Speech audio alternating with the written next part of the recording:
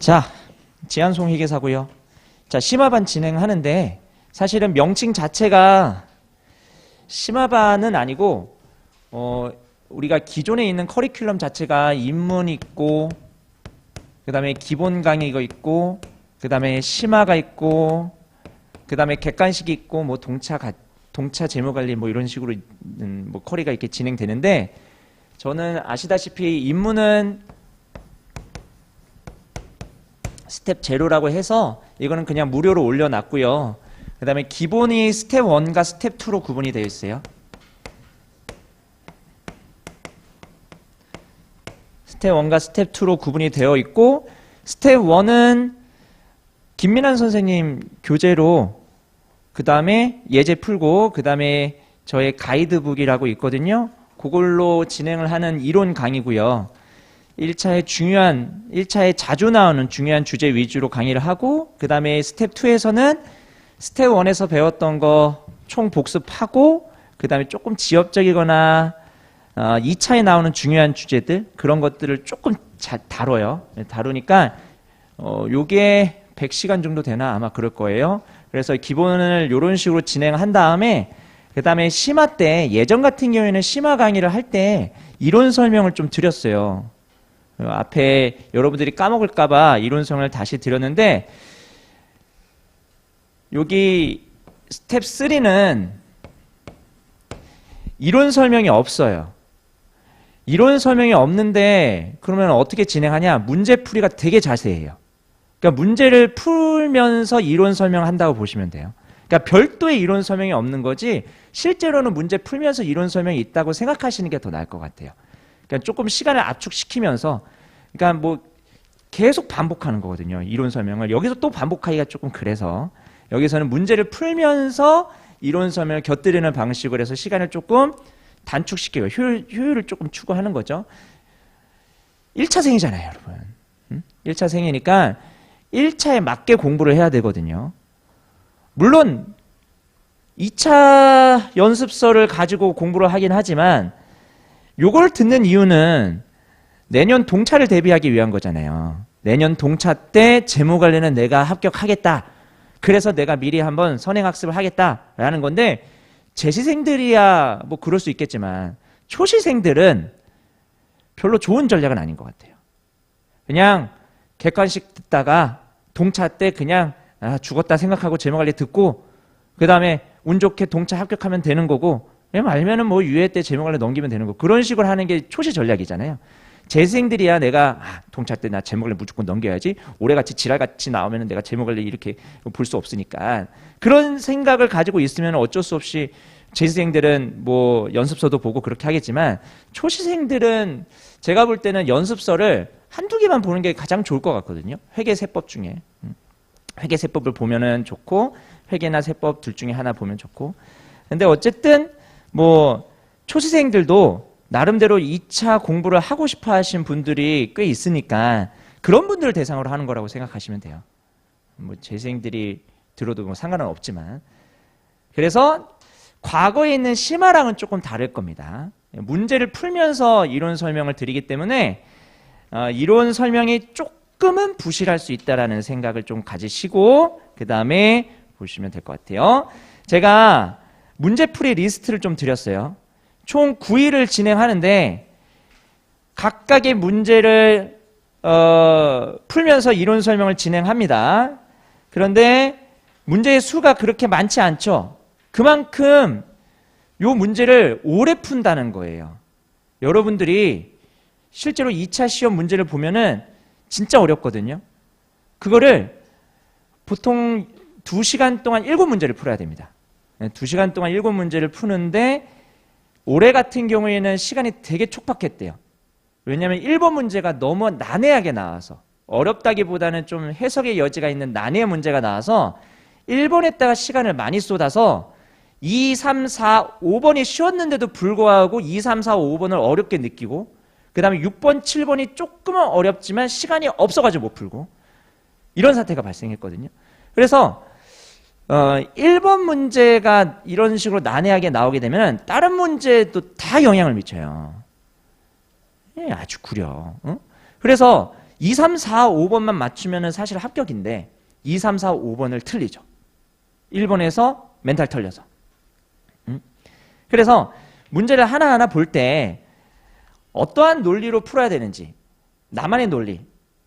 그러니까 뭐 강사가 가르쳐준 논리도 있겠지만 실제 시험장에서는 새로운 유형의 문제가 나올 가능성이 굉장히 높기 때문에 새로운 문제를 접근한다는 생각으로 내가 어떤 식으로 문장을 해석하고 그 다음에 그거를 적용해 나갈 건지 그런 것까지 좀 생각하면서 공부를 하셔야 돼요. 1차 목적은 솔직히 아니죠. 1차는 순발력 싸움이잖아요. 1차는 짧은 시간 안에 빠르게 자기가 암기한 왁구로 대입해가지고 푸는 그런 시험이고 2차는 실제로 내가 어떤 국어 지문처럼 문장을 잘 해석한 다음에 그거를 어떤 식으로 적용할 건지에 대한 문제가 2차에서 해당되기 때문에 그런 식으로 좀 접근을 하고 그런 훈련을 하는 거라고 좀 생각하시면 좋겠습니다. 아시겠죠? 1차에도 도움이 되겠죠. 그런데 1차에 목적 적합하지는 않아요. 그러니까 내년 2차를 한번 생각해 보고 이런 훈련도 한번 해보자 라는 생각으로 들으시면 좋을 것 같습니다. 아시겠죠? 이렇게 보시면 되고, 자, 교재를 보면 앞에 예제들이 있어요. 예를 들어서 페이지 16페이지 같은 거 보면은 앞에 예제가 있어요. 그러니까 이 예제는 여러분들이 뭐 혼자 푸시면 되겠습니다. 어렵지도 않고 그 다음에 모르는 거 있으면 저한테 질문 주시면 되니까 예제는 여러분들이 공부한다 생각하고 푸시면 돼요. 쉬운 수준의 예제들이에요. 그리고 예제 중에서도 제가 풀만한 예제는 제가 풀어드릴 겁니다. 거기 리스트 중에 예제 몇 개 있거든요. 그래서 필요한 예제는 제가 풀어드릴 거예요. 예를 들어서 4일차에 21년도 기출 자본예산의 기본 이런 것들은 제가 예제에다가 넣어놨거든요. 기출문제지만.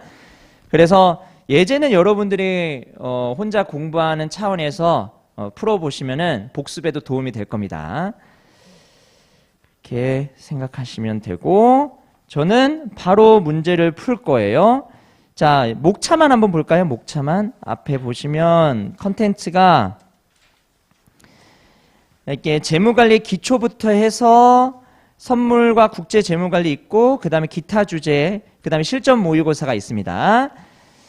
실전 모의고사는 이거는 어려워요. 여러분들이 풀만한 수준은 아니니까 나중에 푸시는 게 낫고 지금은 안 푸는 게 낫고요. 동차생들도 잘 안 풀어요. 그러니까 뭐 동차생들 중에서 어느 정도 조금 여유가 있거나 실력이 좀 내가 된다라고 싶은 분들만 요 실전 모의고사를 풀고요.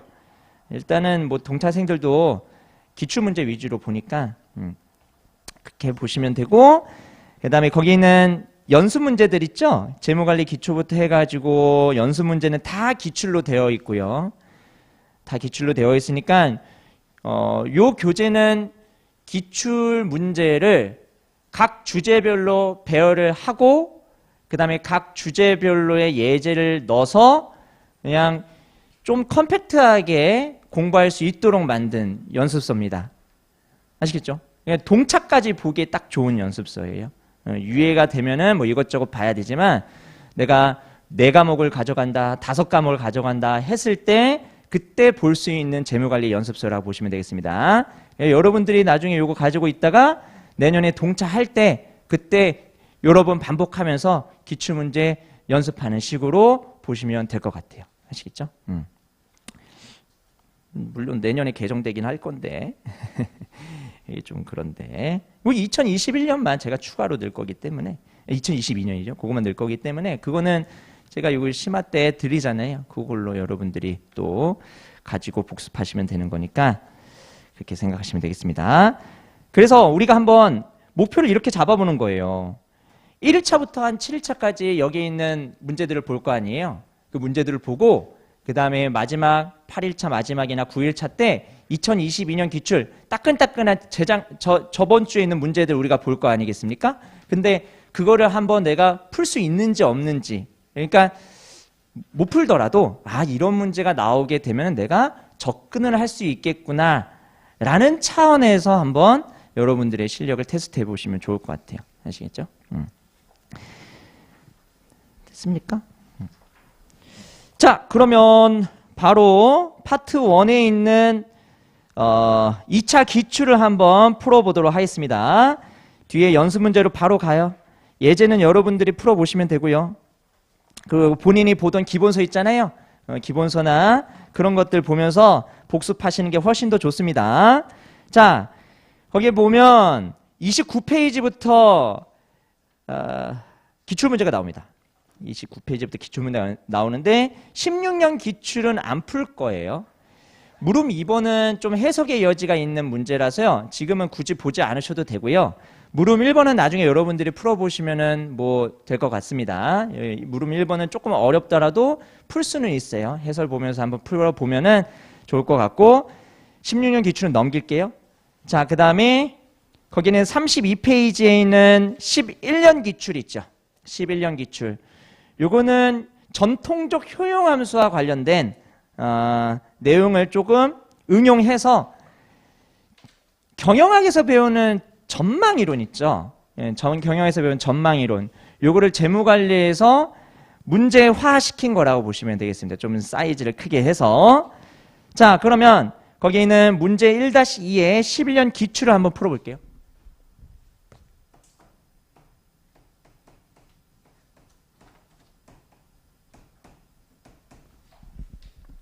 이거는 뭐 읽어볼 필요 없이 같이 공부하면 될 것 같습니다. 거기에 부의 크기가 있죠. W, 부의 크기. 그 다음에 효용, 이거는 기쁨이죠. 기쁨. 그러면은 부의 크기가 크면 클수록 효용은 커지겠죠. 맞죠? 그런데 그렇게 하는 것이 아니라 X축에 델타 W를 적었어요. 그러니까 보통은 우리가 효용함수를 적을 때 그래프를 이렇게 그릴 때 X축에 W 이렇게 적고 그 다음에 Y축에 효용, 유틸리티 한 다음에 만약에 위험 회피자면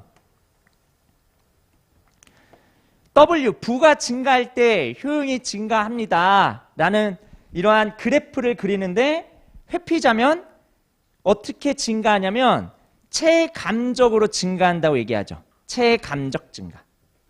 위험 회피자인데 효용이 체감적으로 증가한다라는 표현을 합니다. 그러니까 증가긴 증가하는데 증가하는 속도가 점점 줄어듭니다 라는 거죠. 이게 위험 회피자의 효용함수예요.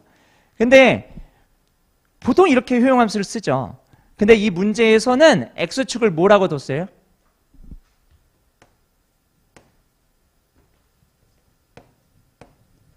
델타 W라 뒀어요.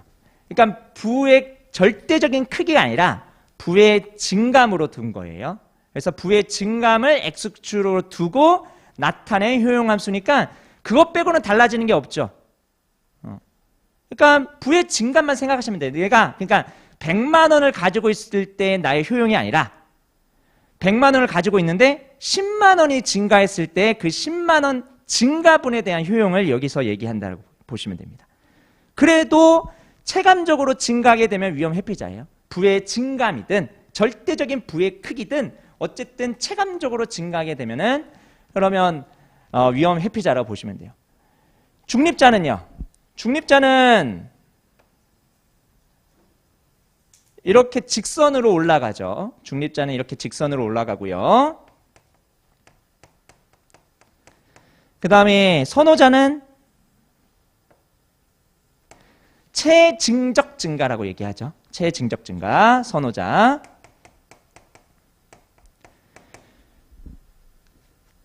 이렇게 전통적 효용함수 있죠. 이걸 전통적 효용함수라고 부르는데 이 전통적 효용함수는 시험에 은근히 2차에 나와요. 1차에는 그렇게 잘 나오는 주제는 아니긴 한데 2차에는 나오거든요. 그래서 우리 1-4번 문제 나중에 전통적 효용함수만 가지고 낸 문제가 있어요. 18년 기출이에요. 18년 기출. 최근이잖아요. 전통적 효용함수를 여러분들이 2차 목적으로는 잘 대비를 하고 계셔야 됩니다. 그럼 전통적 효용함수와 관련된 여러 가지 추가적인 내용들은 뒤에서 우리가 또 공부하기로 하고요. 여기서는 여기 전망 이론과 관련된 내용을 어떻게 한번 풀어볼까? 접근 방식으로 한번 보도록 하겠습니다. 그런데 거기에 그래프를 한번 보니까 델타 W가 0보다 큰 경우랑 델타 W가 0보다 작은 경우로 나눴어요. 이거의 그래프를 여러분들이 그릴 줄 아셔야 되는 거예요. 그게 물음 1번이에요. 이거는 뭐 고등학교 수학인가요? 중학교 수학인가요? 그러니까 X축이 델타 W고 Y축이 유틸리티 델타 W면 그러면은 이거는 고등학교 수학? 중학교 수학 정도 수준이거든요. 물음 1번은. 그래서 한번 물음 1번을 물음 1번에서 그래프를 한번 그려보도록 할게요. 그러면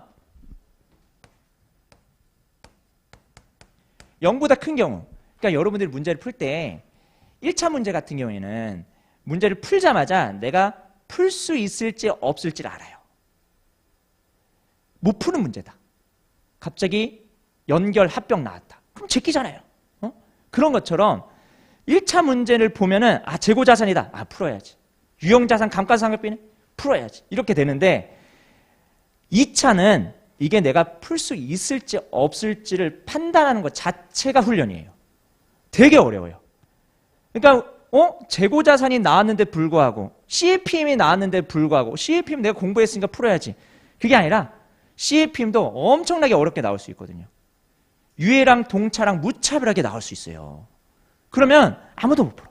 그런 것들을 내가 발라낼 수 있을지 없을지 그것들을 판단하는 것도 2차 때 또 다른 훈련이거든요. 이런 문제를 보면 사실은 기존에 나왔던 문제 스타일이 아닌데도 불구하고 풀 수 있거든요. 그러니까 전형화된 문제가 아님에도 불구하고 찬찬히 읽어보면 풀 수 있는 문제예요. 그래서 문제를 빠르게 읽는 것보다 뭔가 정확하게 읽는 게 2차에서는 더 중요해요. 그러니까 빠르게 2번 읽는 것보다 한 번을 읽더라도 조금 의미 있게 좀 읽는 그런 훈련이 좀 필요하거든요. 물론 이런 정형화된 문제가 아닌 좀 비정형화된 문제가 나오면 문제를 여러 번 봐야지만 이 문제에서 뭘 요구하는지를 파악할 수가 있어요. 한 번 보고는 절대 모르고요. 좀 익숙한 거 있죠. 틀에 짜여있는 그런 문제야 한 번 읽어도 나름대로 문제에 대한 뭐 해석이 되거든요. 근데 좀 정형화되지 않은 문제는 좀 여러 번 읽어야 돼요. 어쩔 수 없어요. 자, 그러면 0보다 큰 경우에는 y는 루트 x죠.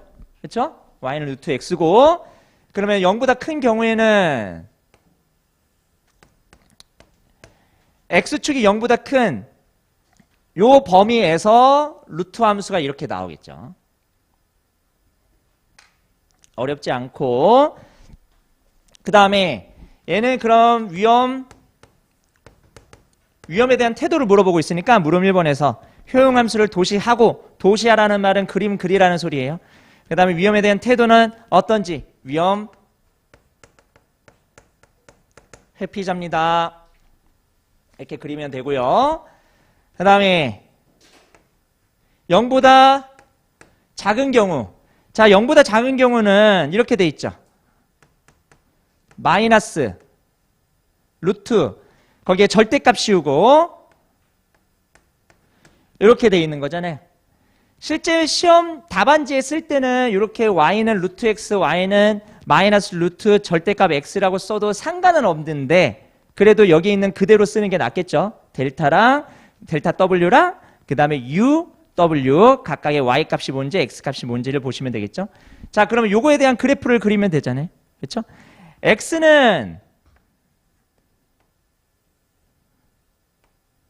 지금 음수입니다. x는 음수니까 x가 음수인 지점을 일단 보고요. 왼쪽이죠? 이쪽에서 그래프를 그릴 거고요.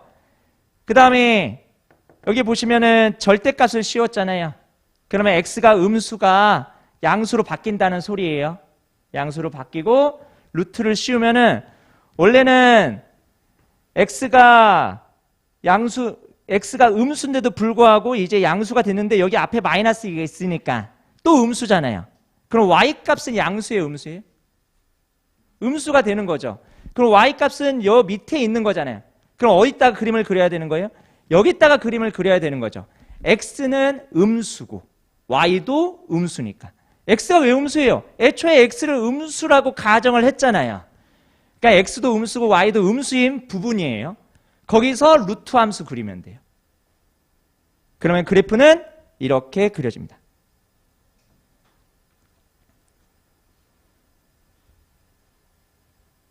됐습니까? 그래서 요거 그리는 거야. 이거는 수학 문제니까 자세하게는 안 할 거예요. 이렇게 그리고 얘에 대한 위험의 태도만 우리가 한번 볼게요. 얘는 그러면 위험에 대한 태도가 회피자예요, 중립자예요, 선호자예요? 그래프 자체가 지금 어떻게 되고 있어요? 체증적으로 증가하고 있잖아요, 효용이. x가 증가함에 따라서 효용이 체증적으로 증가하니까 이거는 위험 선호자입니다. 그래서 위험 선호자예요.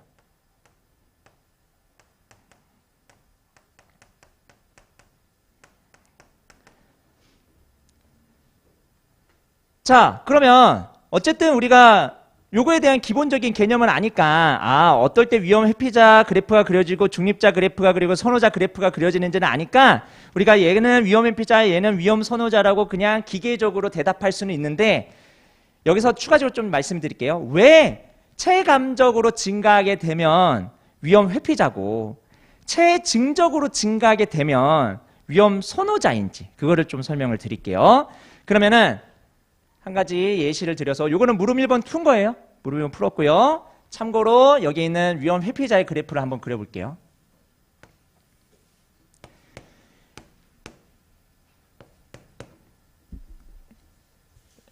전통적인 효용함수가 있으니까 요걸로 한번 얘기를 해보도록 하겠습니다. 그때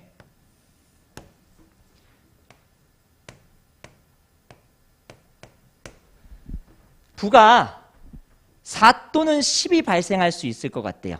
그러니까 나의 예상되는 부가 4가 되거나 10이 되거나 근데 발생할 확률이 각각 50%랍니다. 그래서 50%의 확률로 4 또는 10이 돼요. 그러면 여기가 나의 부가 되고 그럼 요거의 기대부는 얼마예요? 기대부는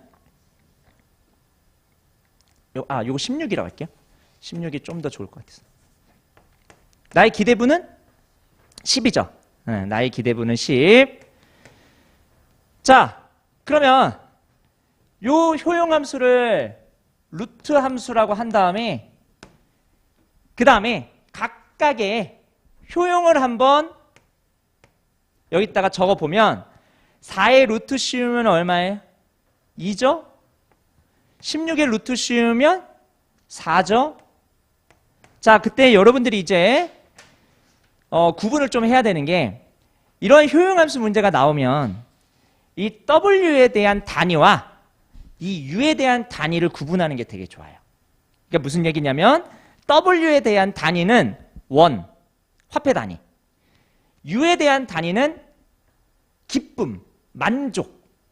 단위 자체가 화폐 단위가 아니라 어떤 기쁨이라든지 만족이라든지 그런 단위를 가지고 있다는 거예요. 그러니까 4라는 기쁨, 2라는 기쁨이라는 거죠. 그렇게 구분하시면 좋아요. 자, 그 다음에 그러면 기대 부는 10인데 기대의 효용은 그럼 얼마일까요? 기대의 효용은 3이잖아요. 그렇죠? 그러면 기대 부는 10원이고 기대 효용은 3기쁨이에요. 자, 그러면 기대 부의 효용도 있겠죠.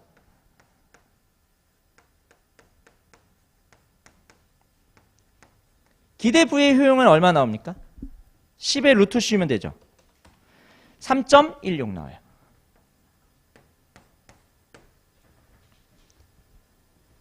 그러면 요거 세 개를 구분을 해야겠죠. 그러면 3.16은 화폐 단위 원이에요? 아니면 기쁨이에요? 이건 기쁨이잖아요. 그러면 이제 질문.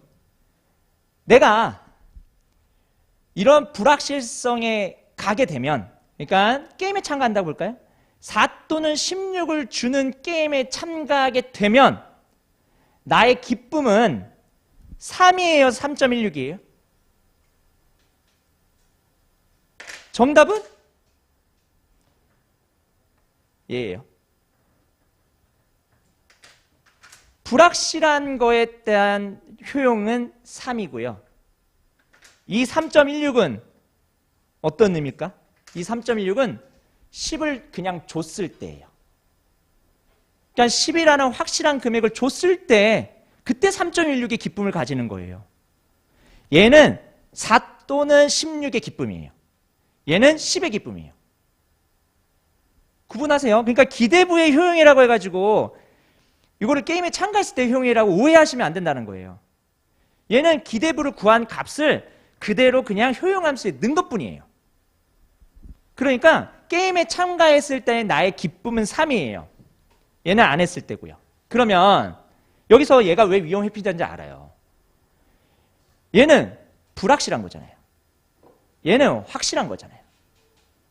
확실한 10하고 불확실한 10. 얘는 불확실한 10에 대한 효용이고 얘는 확실한 10에 대한 효용인 거예요. 구분돼요? 됐어요? 그래서 확실한 10에 대한 효용이 불확실한 것보다 더 기쁨이 크잖아요. 그래서 위험 회피자예요. 확실한 걸 더 좋아하면 위험 회피자니까. 불확실한 것보다 확실한 걸 더 좋아하면 위험 회피자니까 그래서 요 효용함수가 위험 회피자의 효용함수가 되는 겁니다. 아시겠죠? 자, 그러면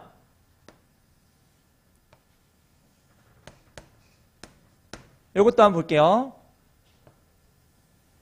이런 식으로 올라가는 체증적으로 증가하는 효용함수 제곱함수라고 해볼까요? 제곱함수.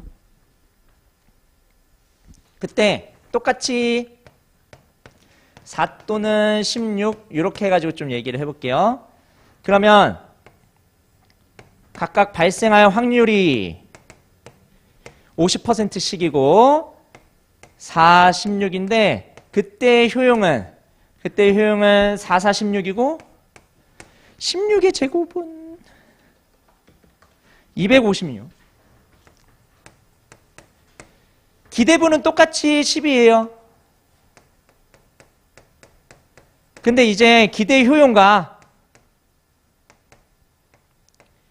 기대부의 효용을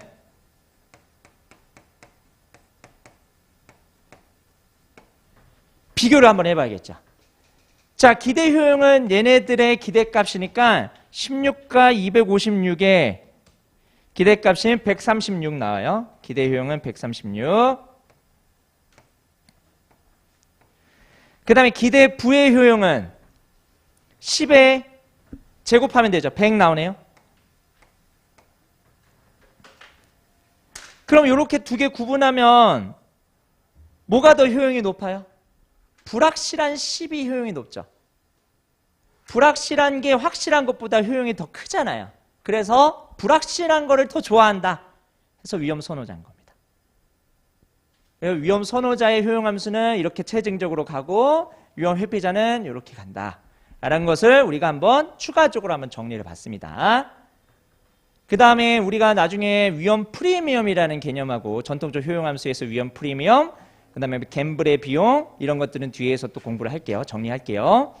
자, 우리 기대부를 이렇게도 표현할 수 있어요. 표현 방식도 알아두셔야 돼요. 왜냐하면 재무관리는 기준이 있고 법이 있고 그딴 게 없어요. 그딴 게 없어.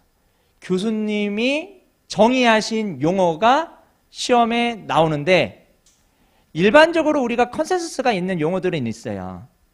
그런 용어들은 가지고 뭐 풀면 어렵진 않은데 근데 교수님이 생각하시는 어떤 그 용어가 있거든요.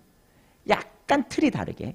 그런 것들도 여러분들이 조금 파악하시면 좋아서 기대부를 부의 기대값 이렇게 주게 되면 맞잖아요. 부의 기대값이라고도 표현할 수 있죠. 그 다음 기대효용을 효용의 기대값이라고 얘기할 수도 있는 부분이니까 그런 것들은 표현 방식들을 여러 가지로 알고 있으면 좀 좋습니다. 됐죠? 자, 그 다음에 물음 2번에서 위험 프리미엄을 한번 구해보래요. 위험 프리미엄. 자, 그러면 위험 프리미엄의 정의는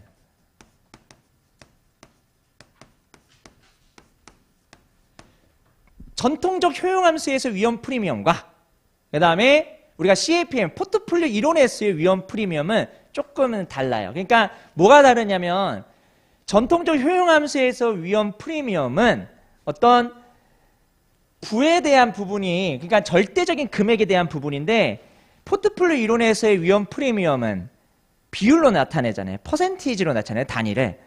그래서 그렇게 좀 달라진다고 생각하시고 전통적 효용함수의 위험 프리미엄의 정의는 그래서 이렇게 정의를 할 거예요. 어떻게 정의할 거냐면 여기에는 기대부 있죠? 기대부랑 그 다음에 확실성 등가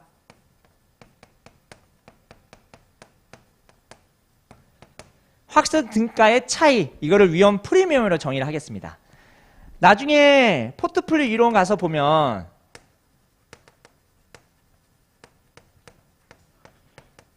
포트폴리오 이론에서의 위험 프리미엄 이거를 리스크 프리미엄이라 부르잖아요. 리스크 프리미엄은 기대 수익률에서 확실성 등가에 해당하는 수익률이 무위험 이자율이죠. 이렇게 정의를 하니까 구분을 좀 하세요. 위험 프리미엄을 어느 뭐 이론에서 쓰는지 그런 것들을 좀 정의를 달리 해가지고 좀 정리를 해주시면 좋을 것 같습니다.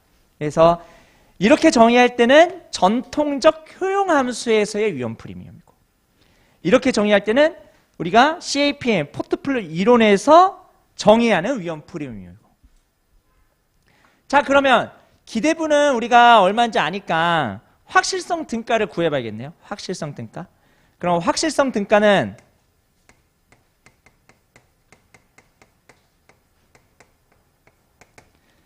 자, 확실성 등가는 어떻게 정의하냐? 확실성 등가는 기대 효용, 요 기대 효용을 가져다 주는 그러니까 게임에 참가했을 때 효용을 가져다 주는 그 확실한 부의 수준. 그래서 기대 효용을 주는 확실한 부의 수준.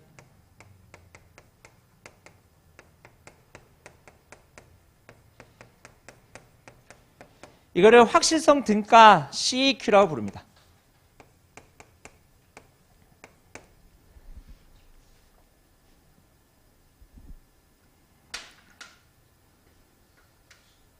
기대 효용을 주는 확실한 부의 수준. 자, 그러면 자, 요 위험 회피자 효용함수에서 이러한 효용함수를 가져다 주는 확실성 등가는 어떻게 되냐? 그러면은 3을 만들어주면 되잖아요.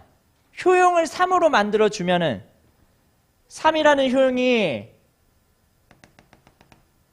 여기 있을 때 너무 위에 됐나? 여기 있을 때 여기 얼마만큼의 부를 가지고 있어야 3이 될 건지. 그러면 역으로 구하면 되잖아요. 그러면 3은 루트 W 해서 요 W 구하게 되면 확실성 등가가 나오는 거죠. 그러면 확실성 등가는 여기 얼마예요? 얼마? 9. 여기 확실성 등가 9예요. 자, 그러면 볼게요. 요거 있죠? 요 차이. 기대부랑 그 다음에 확실성 등가의 차이. 그럼 위험 프리미엄은 얼마? 1. 이렇게 구해지는 겁니다. 위험 프리미엄 1. 그러면은 기대 효용 3과 연결되는 부의 수준이 여기 있는 CQ고요. 3.16이라는 효용과 연결된 부의 수준이 기대부예요.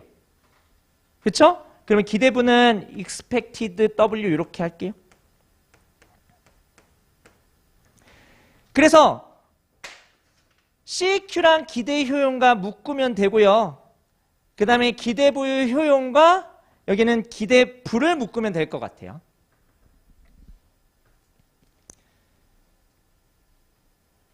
자, 그래서 위험 프리미엄은 기대부에서 확정 등가를 빼는 거니까 정의 자체를 그렇게 기억해 두시면 되고요. 위험 프리미엄이 양수가 나오죠.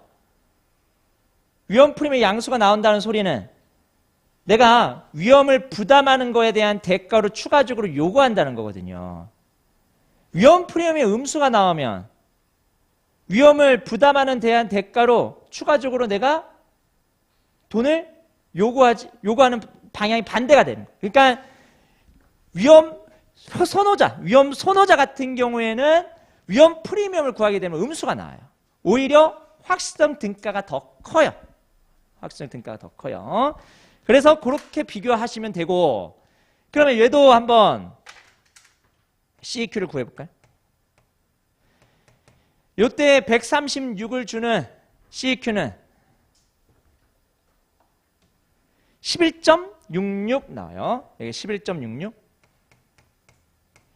이렇게 나오고, 여기는 기대부는 심이 이렇게 나오고, 이렇게 연결시켜주면 되겠습니다.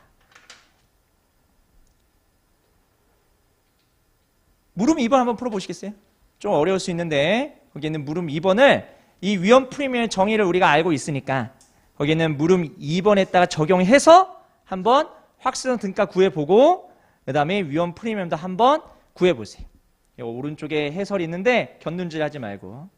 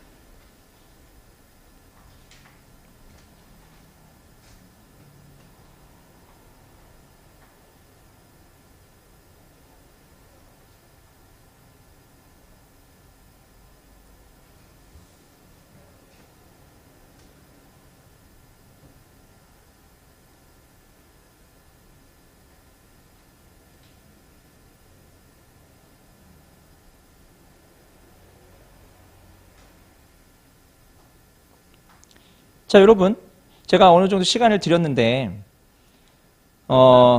우리는 위험 프리미엄 정의를 알아요. 그리고 이 문제를 보고 이게 접근할 수는 있을 것 같아. 그런데 막상 문제를 풀면은 잘 안 돼. 이런 것들 이겨내야 된다는 거죠. 나중에 2차 때는. 예, 실제로 지금 제가 충분히 시간을 많이 들인 건데도 불구하고 약간 뭐 중간에 버벅대고 잘 안 풀리고 이런 경우가 시험장에서도 분명히 있거든요. 제가 풀어드리면은 아 맞아 저렇게 풀면 되는데 아무 의미 없어요. 저는 한 100번은 풀어봤을 거 아니에요. 그러니까 잘 풀지 당연히. 근데 여러분은 처음 딱 이렇게 풀어봤을 때 다 처음 보는 문제일 거거든요. 나중에 시험장에서는. 그랬을 때 어느 정도 내가 접근을 할 수 있게끔 실력을 키워놔야 되는데 그때 한 가지 좀 말씀드릴게요. 거기에 물음 2번에 위험 프리미엄을 구하라고 했잖아요. 그러면 위험 프리미엄의 정의를 적어. 지금 2차 얘기하는 거예요. 1차 때는 적을 시간도 없어요. 위험 프리미엄의 정의를 적어. 물론 1차 때도 뭐 자기만의 기호로 해가지고 빨리빨리 적으면 좀 도움이 되는데 어쨌든 적어. 그러면 위험 프리미엄을 얘를 구하기만 하면 되잖아요. 그러면은 두 가지만 더 구하면 되죠. 기대값, CQ 구하면 돼요. 그러면은 위험 프리미엄 자체를 구한다고 머릿속으로 생각하지 말고 이제 위험 프리미엄의 정의를 아니까 기대값 한번 구해봐야지. 그러면 생각의 폭이 좀 줄어들고 그럼 보이는 정보들이 몇 개 보여요. 내가 기대값을 구하기 위한 정보들이 뭐가 있을지. 그러면은 가만히 보세요. 거기에 10원의 평가 손실을 얻게 되었는데 투자를 계속하게 되면은 50% 확률로 마이너스 15. 그러면은 델타 W X가 마이너스 값인 거잖아요. 그 다음에 50% 확률로 마이너스 5. 그러면 기대값이 어떻게 되는 거예요? 50%의 확률로 델타 W가 마이너스 15 또는 마이너스 5가 된다는 거죠. 그러면 마이너스 15랑 마이너스 5의 기대값을 구하는 거니까 그러면 뭐 식을 써보면 이렇게 되겠지만 그냥 플러스로 생각한 다음에 10 쓰고 그 다음에 마이너스 하면 되는 거거든요. 그러니까 기대값을 구하는 거는 그 정보만 있으면 돼요. 그런데 거기에는 첫 번째 줄에 있는 10원의 평가 손실을 얻게 되었다라는 그거를 잘 무시하는 거. 왜? 지금 우리는 X값 자체를 델타 W라고 정의했기 때문에 그 전에 얼마의 평가 손실을 입었는지, 얼마의 이익을 가지고 있는지, 얼마의 부를 소유하고 있는지 그거는 관련이 없죠. 내가 가지고 있는 부의 기준점은 다 다르거든요. 사람마다 부의 기준점이 다 다르다 보니까 이러한 정의로 효용함수를 만들어낸 거예요. 어떤 사람은 돈이 1조고 어떤 사람은 돈이 100억이고 어떤 사람은 돈이 100만 원밖에 없고 그런 상황에서 부의 증감에 따른 효용함수가 이렇게 됩니다. 해서 만든 효용함수라고 보시면 돼요. 그럼 기대값 구했어요? 그러면 이제 뭐 해야 돼요? 기대 효용을 구한 다음에 CQ 구해야겠죠. 그러니까 CQ의 정의를 알면 되잖아요. 기대 효용을 만들어주는 이니까 기대 효용을 구해야 될 거예요. 그러면 각각의 효용. 자, 효용을 구하려고 하다 보니까 지금 X값이 음수니까 어떤 효용함수를 이용해야 되냐면 요 효용함수를 이용해야 돼요. 그쵸? 요까지 오셔야 돼요. 이거 이용하면 안 되겠죠?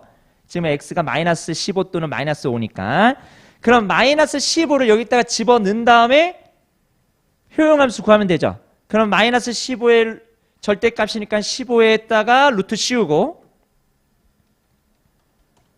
그럼 3.87298 이렇게 나오거든요. 그런데 효용이 음수 나와야 되잖아요. 그럼 거기다 마이너스 앞에 씌우면 되겠죠. 그러면 마이너스 3.7298 3.87298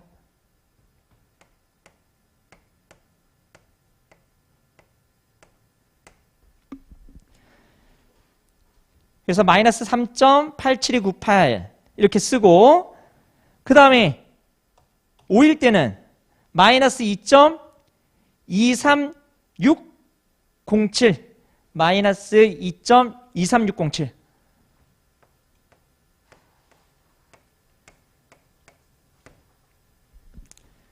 한 다음에 기대 효용 구하죠.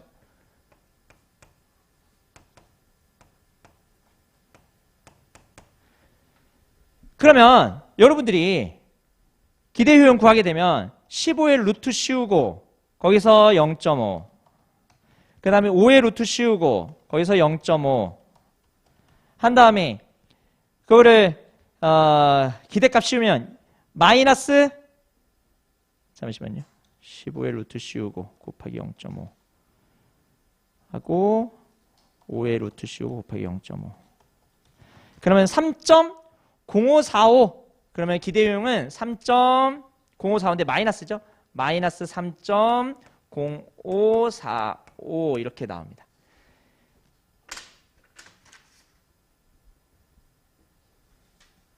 그러면 기대 효용을 가져다 주는 부의 수준 델타 W 구하면 되죠. 그게 CQ죠.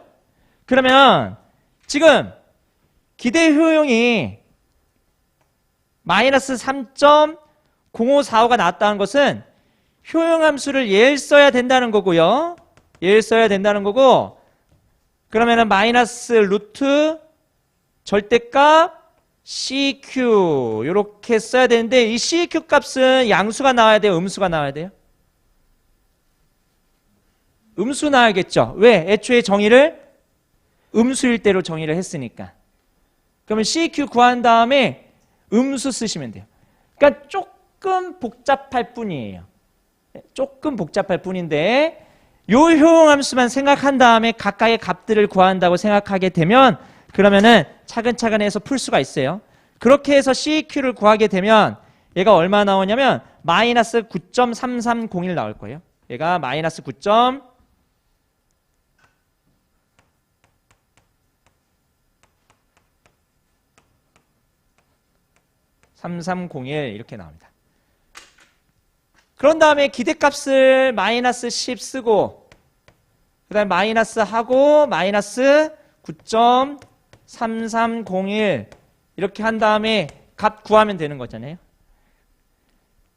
그러면 마이너스 0.6699 나오고요. 음수 나오죠. 위험 프리미엄이. 왜 선호자예요? 됐습니까?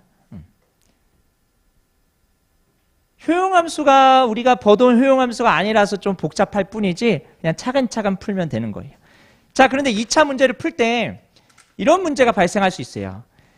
15에다가 루트 씌우면은 3.8798 어쩌고저쩌고 쭉 나오잖아요. 그럼 어디까지 내가 계산을 위해서 반올림을 해야 될지. 반올림을 어디서 하느냐에 따라서 이 값이 실제로 달라지거든요. 그러면 이 값이 조금 단수 차이가 있지만 사람마다 값이 좀 다를 수 있거든요. 너무 크게 신경 안 쓰셔도 돼요. 그러니까 마지막에 계산 결과는 반올림하여 소수점 아래 넷째 자리까지 표시하시오 이렇게 되어 있잖아요. 그러면은 표시할 때만 넷째 자리까지 이렇게 표시하시면 되고요. 그 과정에서는 최대한 소수점을 많이 쓰는 게 좋아요. 그래야지만 다 값이 좀 정확하게 나오잖아요. 그래서 원래는 어떻게 하는 게 가장 좋냐면 여기다가 효용함수를 누르기 전에, 이게 쓰기 전에, 효용함수 정리하기 전에 15 루트 씌우고 곱하기 0.5 n 플러스 하고 그 다음에 5 루트 씌우고 곱하기 0.5 n 플러스 한 다음에 mr 하게 되면은 요 값 자체가 되게 정확하게 나오겠죠. 3.0545 2566 18535 이런 식으로 나오는데 거기서 제곱을 하면 그러면 9.3301 나오거든요. 9.3301 270 이런 식으로 쭉 나오거든요.